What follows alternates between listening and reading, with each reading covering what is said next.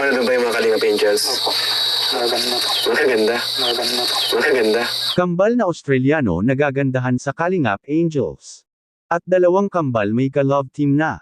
Isang mapagpalang araw sa inyong lahat mga Kalingap, sanay hindi nyo po makalimutan na mag-like sa video na ito. At paunawa tapusin muna ang kabuuhan ng video na ito mga Kalingap at para malaman ang nilalaman nito. At maraming salamat po mga Kalingap sa pagpatuloy na pagsuporta lalo na kay Kuya Val Santos Matubang at Kalingap Rab. Kambal na Australiano may nagustuhan sa mga Kalingap Angels. At sino kaya sa dalawang member ng Kalingap Angels ang pwedeng maka-love team ng kambal mga Kalingap? Yan ang atin ang malalaman mamaya mga Kalingap, pero bago yun ay atin munang pag-usapan mga Kalingap ang patungkol sa dalawang magkakapatid na ito mga Kalingap. Marami ang napaiyak sa istorya ng buhay sa dalawang magkakapatid na si Edwin at Edward mga Kalingap. Dahil sa kanilang determinasyon sa buhay na makaahon sa kahirapan doon sa bukirin ng Davao de Oro ay lumuwas ang dalawa pumuntang daet at para maghanap ng trabaho at para na rin makapag-aral sila ng sarili nilang pagsisikap mga Kalingap. At hindi lang ang mga taga-subaybay ng kambal ang humanga sa mga ginagawa nitong dalawa sa pagsasaka sa bukirin lalo na si Kalingap Rab ay sobrang rin itong napahanga sa dalawang magkakapatid na ito mga Kalingap. Dahil kahit na inaalok itong dalawa na bibigyan ng pera or kung ano-ano pang mga alok ay hinding-hindi natitinag ang dalawa sa alok na pera ng iba dahil sa nagtatapat talaga sila ng husto kay Kalingap Rab at ayaw rin nilang dalawa na baka masabihan sila na walang rispito.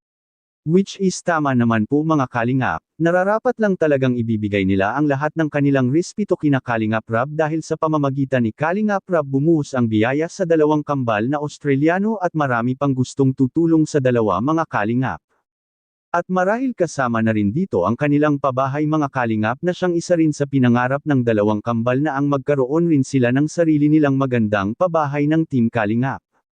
Samantala may mga nagsasabi sa mga minamahal nating taga-subaybay na mas maganda rin anyang ma-love team si Edward at Edwin mga Kalingap dahil mas maraming magsusubaybay sa magiging tambalan nila lalo na at may mga magagandang mukha rin ang dalawang kambal na Australiano mga Kalingap.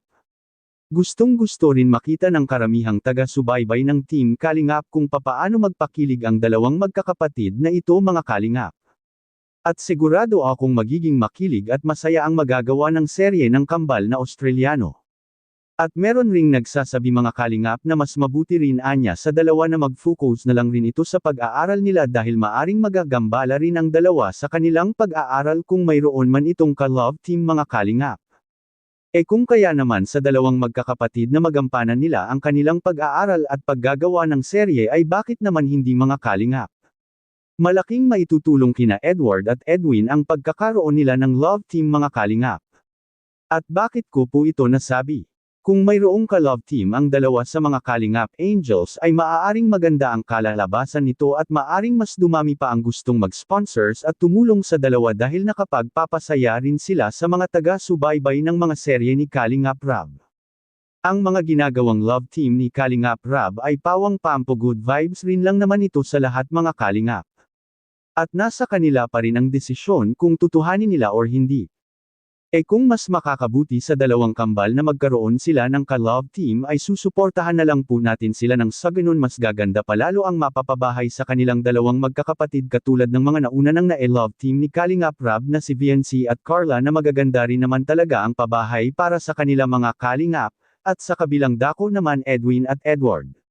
Nagagandahan sa Kalingap Angels. Makikita po natin sa video.